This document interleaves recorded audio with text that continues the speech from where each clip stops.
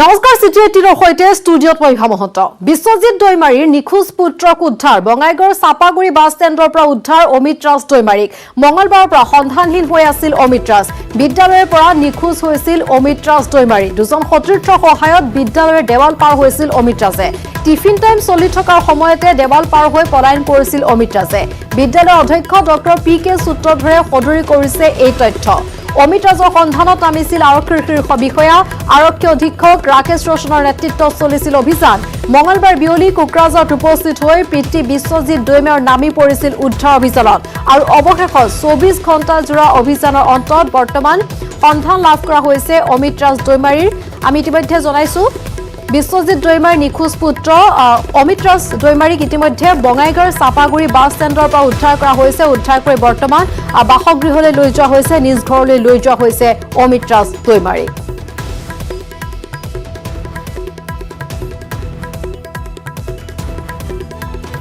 আৰু news 18 Assam north ইষ্টৰ দৰ্শকক যেহেতু পুৱাৰ পৰা আমি জনাই আছো এই সমগ্ৰ খবৰ কিদৰে উদ্ধাৰ অভিযান চলোৱা হৈছিল কিদৰে উদ্ধাৰ কৰি ঘৰলৈ লৈ যোৱা হৈছে অমিত ৰাজক আৰু আমাক এই সন্দৰ্ভত আৰু অধিক জনাব কোকৰাঝাৰৰ পৰা শান্তিগ্ৰী নাৰ্জাৰীয়ে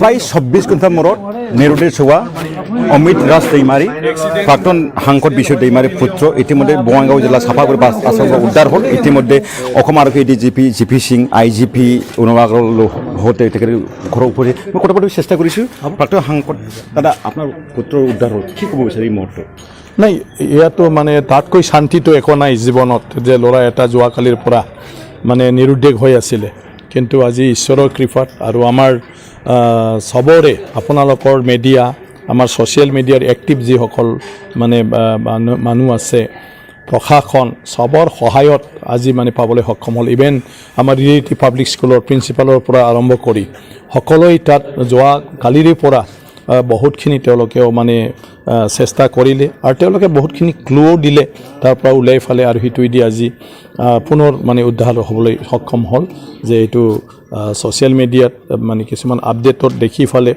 আৰু মোৰ ল'ৰাজনক চাপাগুৰিত কোনোবাই দেখাৰ পিছত মানে সেইটো যোগাযোগ কৰি ফালে আজি সেই ল'ৰাটোক তেওঁলোকে মানে লগত ৰাখি ফালে আমাক উভতাই দিলে গতিকে তেওঁলোকক মই অশেষ ধন্যবাদ দিছোঁ মানে যিসকলে ইমান ডাঙৰ কাম সেইটো কৰিলে এতিয়া চিন্তাত ভাগত আপোনালোকে ভুগিব লগা হৈছে 24 ঘণ্টা জুৰি কি ক'ব বিচাৰে মানে সেইটোতো স্বাভাৱিক মানে কেতিয়াবা ঘৰবিলাকত তেনেকুৱা ধৰণৰ আহি যায় ক'ৰবাত আমাৰো ভুল থাকে গাৰ্জেনৰো ভুল থাকে ক'ৰবাত মানে আমাৰ ল'ৰা ছোৱালীৰো কিবা এটা ভুল থাকে গতিকে কেতিয়া কি হয় নাজানো সেইটো ভাগ্যত থাকে কিন্তু তথাপিও ঈশ্বৰৰ কৃপাত পুনৰ যে চব ঠিক ঠাক হৈ গ'ল পুনৰ যে পালোঁ সেইটোৱে চবতকৈ ডাঙৰ কথা হয় বৰ্তমান সময়ত দেখা গৈছে ইয়াৰ যিহেতু 24 ঘণ্টা জুৰি দুখত ভাগত ভুগিব লগা হৈছিলে বিশ্বজিৎ দৈমাৰীৰ পৰিয়ালবৰ্গ আৰু বিদ্যালয় ৰিয়েলিটি পাব্লিক বিদ্যালয় কৰ্তৃপক্ষ 24 ঘণ্টাৰ মূৰত উদ্ধাৰ হ'ল অমিত ৰাজ দৈমাৰী বঙাইগাঁও জিলা চিৰাং জিলা সীমামূৰীয়া চাপাগুৰি বাছ আশ্ৰমৰ পৰা ইতিমধ্যে additional DGP GP Singh BTD IGP SP আৰু আৰক্ষী বিষয়া জ্যেষ্ঠ বিষয়াসকলে আহি পেলাই ইতিমধ্যে অমিত ৰাজ দৈমাৰীক বা বিশ্বজিৎ দৈমাৰী বাসগৃহত তেওঁ সমজাই দি গ'ল ইতিমধ্যে সুস্বাস্থ্য আছে মহানগৰীৰ খাৰঘুলিত পুৱা সংঘটিত হ'লে শোকাবহ তথা ভয়ংকৰ ঘটনা শুৱাপাতিতে জীৱন্ত অগ্নিদগ্ধ হৈ প্ৰাণ গ'ল এগৰাকী আশীৰুদ্ধৰ বৃদ্ধাৰ জুই লেলিহান শিখাই নিমিষতে ছাই কৰি পেলালে বৃদ্ধা এগৰাকীৰ সৰু সজা ঘৰটো কিন্তু ক'ৰ পৰা কেনেদৰে সূত্ৰপাত হৈছিল এই অগ্নিকাণ্ডৰ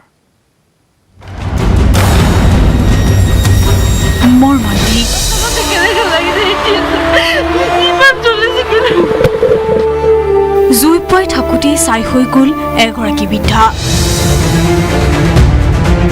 মহানগৰীৰ খাৰঘুলিত সংঘটিত হৈছে এই মৰ্মান্তিক ঘটনা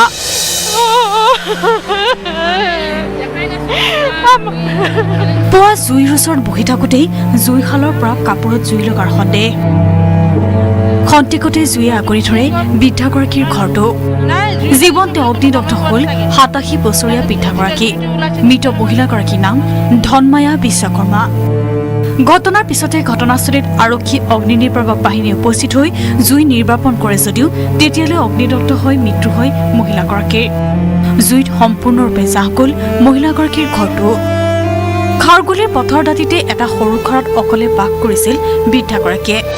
নাই জুই লাগিছে বুলি কোনো গমেই পোৱা নাই চাগে। তাৰপিছত যেতিয়া জুইটো ওলাইছে তেতিয়াহে মানুহ গম পাইছে। মানুহ ভিতৰত আছে, মানুহ বেমাৰী মানুহ, মানে কি অকলে থাকে শুই। এই তেওঁ ভাত পানী দিয়ে কেতিয়াবা, আৰু তেওঁ গধূলা বোলে ঔষধ চৌষধ দি থৈ গৈছে, তেওঁ চাইছে। আৰু সৰু পুতকো কেতিয়াবা আহে, পুতক নিব খুজিলেও নাযায়, ঘৰটো ক'ৰবাত কোনোবা নিব। ৰাতিপুৱা 7টাত লগা বুলি কৈছে, কিন্তু 7টাত লাগিলেতো ইমানখিনি জুই বাঢ়িব নোৱাৰে। হয়তো ৰাতিৰ পৰা লাগিছে, হয়তো চাকি জ্বলোৱা আছিলে। আৰু তেওঁৰ ঘৰত তেওঁ অলপমান হেৰা টাইপৰ আছিলে, চব বস্তু আকুলি টাইপৰ আছিলে, চব জমাই থৈ দিয়ে, চব মূৰ কৰি টোপলা চোপলা কৰি থৈছিলে ঘৰত। বৃদ্ধাগৰাকীৰ মৃত্যুৱে শোকৰ ছাঁ পেলাইছে খাৰগুলিৰ অঞ্চলটো। গুৱাহাটীৰ পৰা বলেন Bhattacharya, news 18 Assam north east. প্ৰাক্তন মুখ্যমন্ত্ৰী প্ৰফুল্ল কুমাৰ মহন্তক এলাগি কৰিছে অগপই। এই বিস্ফোৰক মন্তব্য খোদ প্ৰফুল্ল কুমাৰ মহন্তৰ। অগপৰ সভা সমিতিলৈ মোক কোনেও আমন্ত্ৰণ কৰা নাই। অগপই আইনৰ বিৰুদ্ধে ক্ষমতাত আছে বুলি মন্তব্য মহন্তৰ। ক্ষমতাত থকাৰ বাবে মোক আমন্ত্ৰণ জনোৱা নাই। অগপৰ কমিটিখনক অবৈধ আখ্যা মহন্তৰ। আঞ্চলিক ৰাজনৈতিক দলক ঐক্যবদ্ধ হোৱাৰ আহ্বান মহন্তৰ।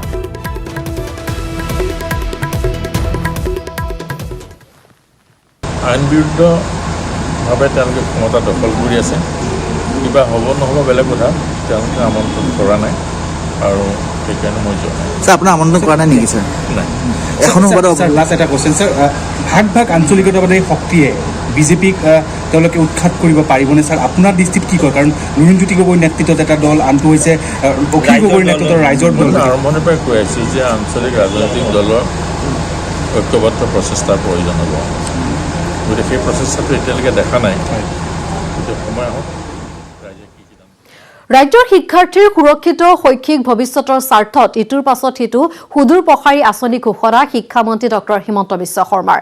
ছাত্ৰৰ পিছত মেধাৱী ছাত্ৰৰ ক্ষেত্ৰতো বিশেষ চিন্তা কৰাৰ কথা ঘোষণা কৰিছিল মন্ত্ৰীগৰাকীয়ে। শিক্ষামন্ত্ৰীৰ ঘোষণাক লৈ কিমান দূৰ আশ্বস্ত ছাত্ৰ ছাত্ৰী, কি কয় ছাত্ৰীসকলে?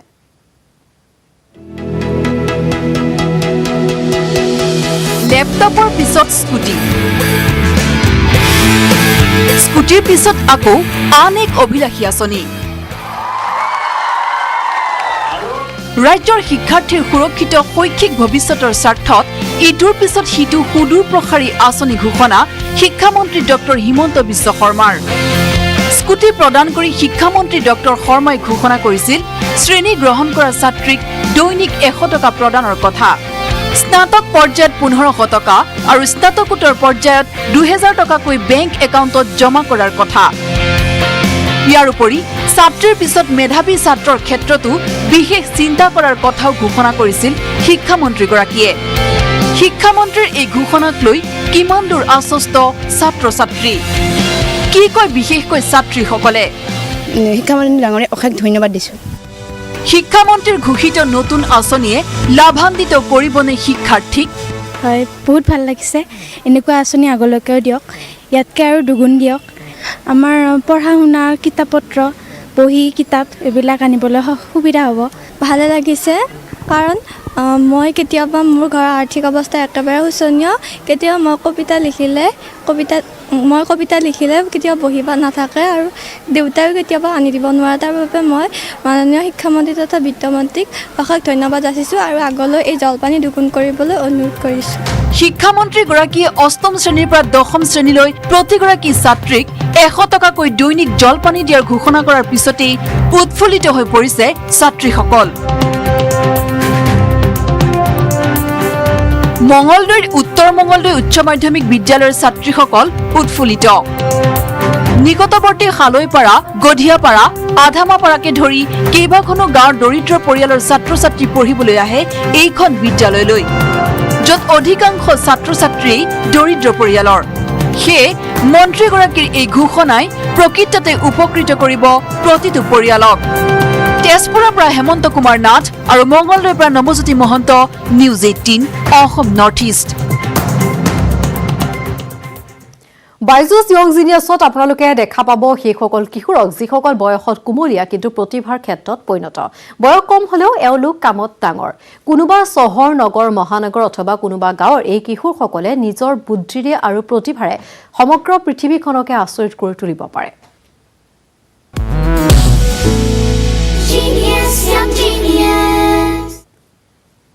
আজি আমি ক'ব বিচাৰিছো 13 বছৰীয়া পৰিৱেশ কৰ্মী ৰিধিমা পাণ্ডেৰ কথা। উত্তৰাখণ্ড হৰিদ্বাৰ নিবাসী 13 বছৰীয়া ৰিধিমা পাণ্ডে নৱম শ্ৰেণীত অধ্যয়নৰত, কিন্তু এই কণমানি কিশোৰীগৰাকী এতিয়া পৰিৱেশ কৰ্মী ৰূপে পৰিচিত।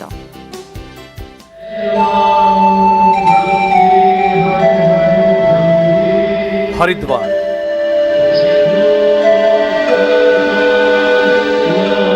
जहां कल कल गंगा बहती है, इसी पवित्र नगरी में पल बढ़ रही है 13 साल की कुदरत की रक्षक रिद्धिमा पांडे।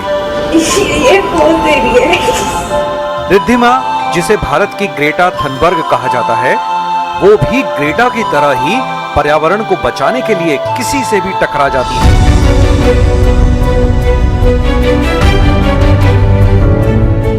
2019 में रिद्धिमा ने एक्टिविस्ट ग्रेटा थनबर्ग के साथ मिलकर कुदरत से खिलवाड़ कर रहे 5 देश जर्मनी, फ्रांस, ब्राजील, अर्जेंटीना और तुर्की की शिकायत संयुक्त राष्ट्र से की थी। यानी ये दोनों बच्चे दुनिया के एक बड़े हिस्से से टकरा गए। हमने सारे बच्चों के राइट्स, जो कि साफ हवा, साफ पानी और अच्छा वातावरण हमारे राइट्स हैं, तो उन्हें प्रोटेक्ट करने के लिए हमने यूनाइटेड नेशंस में वो लॉसूट फाइल किया था।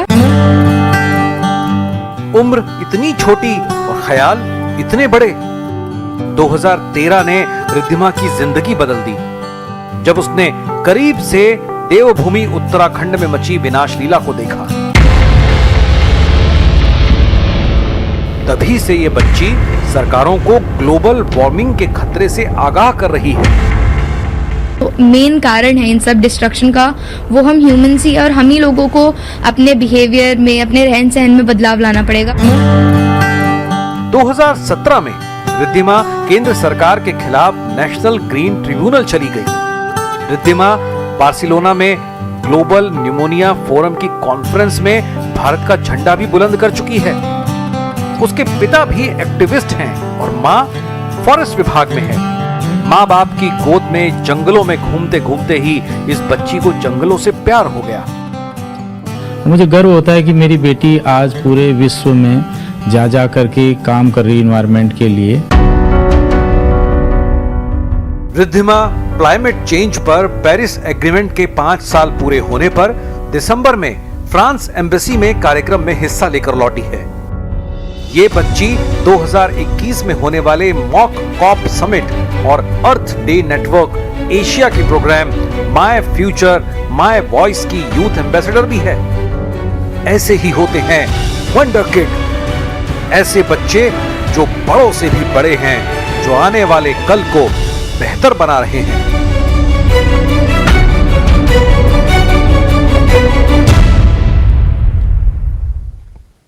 সঁচাকৈ বিস্ময়কৰ এই কিশোৰীগৰাকী কোনে জানে এনে আৰু কিমান প্ৰতিভা সম্পন্ন বালক বালিকা আমাৰ আশে-পাশে আছে। 16 জানুৱাৰীৰ পৰা নিউজ 18ত দেখা পাব এনেকুৱা কিছু বিস্ময় কিশোৰ-কিশোৰী যি আপোনাক আচৰিত কৰি তুলিব। তেওঁলোকৰ উজ্জ্বল প্ৰতিভাৰ সাহসৰ কাহিনীৰ লগতে বিখ্যাত চেলিব্ৰিটিৰ সৈতে তেওঁলোকৰ যুগলবন্দী চাবলৈ নাপাহৰিব বাইজুছ য়ং জিনিয়াছ।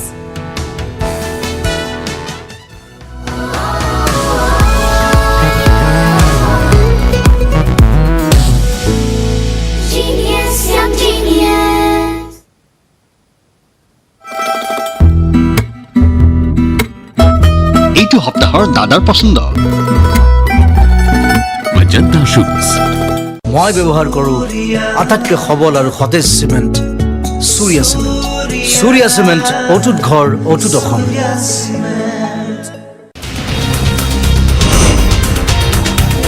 বিৰতিৰ পাছত তিৱা সাহিত্য পৰিষদৰ নতুন মুখ্য কাৰ্যবাহী সদস্য হিচাপে শপত গ্ৰহণ জীৱন কোঁৱৰৰ। শপত গ্ৰহণ কৰিলে 12 জন কাৰ্যবাহী সদস্যই। উপ মুখ্য কাৰ্যবাহী সদস্যৰূপে শপত ল'লে তুলসী বৰদলৈ। মৰিগাঁৱৰ পবিত্ৰ হাট প্ৰেক্ষাগৃহত অনুষ্ঠিত হয় এই শপত গ্ৰহণ অনুষ্ঠান। পৰিষদৰ 36খন আসনৰ 33খন আসনে দখল কৰিছে বিজেপিয়ে। 2খন আসন অগপৰ আৰু 1খন আসন কংগ্ৰেছৰ দখলত। তিৱা সাহিত্য পৰিষদৰ নতুন অধ্যক্ষ হ'ব মদন চন্দ্ৰ বৰদলৈ। তিৱা সাহিত্য পৰিষদৰ উপাধ্যক্ষ অংকন দেউৰী।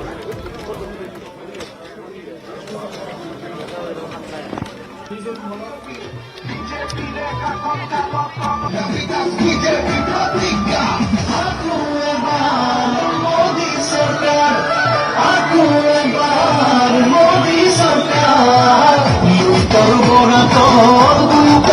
ছাগলী পাহাৰে ভৈয়া মাটি দুৰ্নীতি কুশাসন নিমিষতে আঁতৰি ঘৰে ঘৰে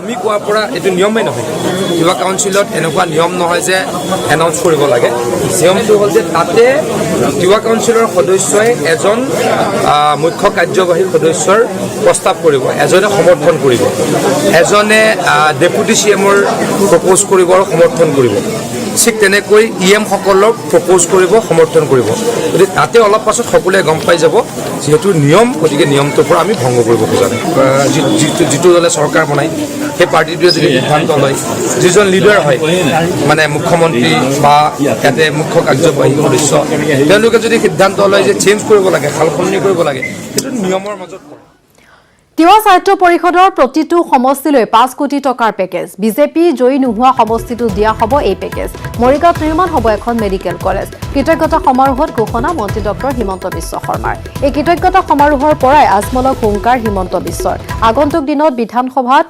আজমলক সোমাব দিয়া নহ'ব বুলিও হুংকাৰ এতিয়াৰে মহিলাৰ ঘৰত যাব নোৱাৰিব মাইক্ৰ ফাইনেন্সৰ কোনো এজেণ্ট তিৱা নিৰ্বাচনত সঁহাৰি জনোৱাৰ বাবে ৰাজ্যক কৃতজ্ঞতা মুখ্যমন্ত্ৰী সোণোৱালৰ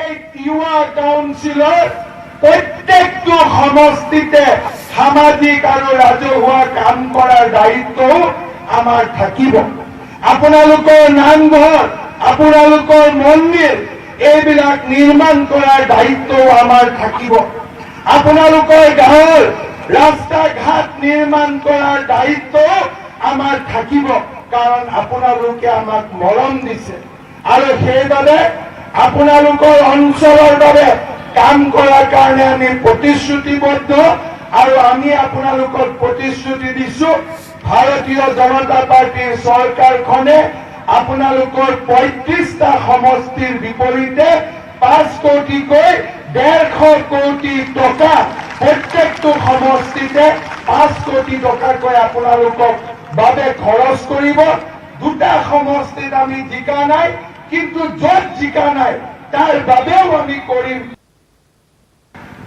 বিজেপি চৰকাৰে খেতিয়ক শ্ৰমিক দিব্যাংগ যুৱক যুৱতী পুৰুষ মহিলা বৃদ্ধ বৃদ্ধা বিধৱা সকলো শ্ৰেণীৰ ৰাইজক সামাজিক মৰ্যাদা প্ৰদান কৰিবৰ বাবে আৰু সকলো শ্ৰেণীৰ ৰাইজক মৰ্যাদা সহকাৰে দুবেলা দুমুঠি উপাৰ্জন কৰিবৰ বাবে আৰু সকলো শ্ৰেণীৰ ৰাইজক মৰ্যাদা সহকাৰে জীৱনৰ বাটত অগ্ৰসৰ হ'বৰ বাবে যি আঁচনিৰ যোগেদি বিভিন্ন ধৰণে সহযোগিতা আগবঢ়াইছে তাৰ বাবে আজি আপোনালোকে দেখিছে যে অসমৰ বুকুতো এনেধৰণৰ কোনো ব্যক্তি নাই যি ব্যক্তিক আমি কোনো আঁচনিৰ পৰা তেখেতসকলক বঞ্চিত কৰিছো সকলোৰে প্ৰতি সমমৰ্যাদা আমি প্ৰদান কৰিছো সকলোকে সম অধিকাৰ দিছো আৰু সকলোৱে সম উন্নয়নৰ বাবে আমি মাননীয় প্ৰধানমন্ত্ৰী নৰেন্দ্ৰ মোদী ডাঙৰীয়াৰ সাৰ্বজনীন নীতি সবকা সাথ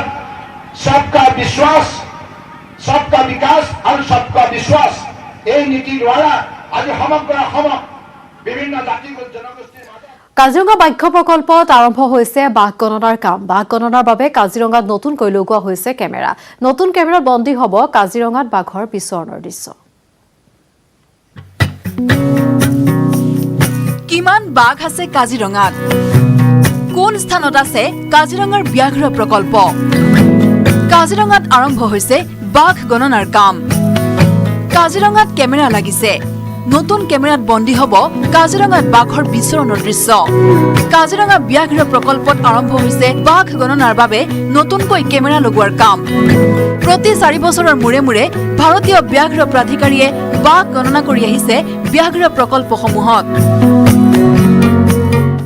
ভাৰততে 4 বছৰৰ মূৰে মূৰে যিটো অল ইণ্ডিয়া টাইগাৰ মনিটৰিং কৰা হয় এইবাৰ সেইটোৰ অংশ হিচাপে আমি 4th ফেজ আৰম্ভ কৰিছোঁ আজিৰ পৰা গোটেই টাইগাৰ ৰিজাৰ্ভতে প্ৰথম আমাৰ এইখিনি পিছত আকৌ বিশ্বনাথ আৰু নগাঁও আছে পদ্ধতি মানে ইয়াৰ আপোনাৰ গ্ৰিডত ভগোৱা হয় গোটেই জেগাখিনিকে আজিকালি নতুন নিয়মতে 2 স্কোয়াৰ কিলোমিটাৰ গ্ৰিডত ভগোৱা হৈছে তাতে গোটেইখিনি আৰু এইটো বিশাল এৰিয়া, সেইকাৰণে আমি একেলগে কৰিব নোৱাৰি কেইবাটা ব্লকত, যেনে এইটো ফাৰ্ষ্ট ব্লক, ছেকেণ্ড ব্লক আকৌ আৰু চেণ্ট্ৰেল পথৰ পৰা পশ্চিমৰ অংশ, তাৰপিছত থাৰ্ড ব্লক হৈছে আপোনাৰ Biswanath wild life division, fourth block হৈছে নগাঁও ৱাইল্ড লাইফ ডিভিজন, এনেকৈ একেলেথিয়ে কৰি যোৱা হ'ব।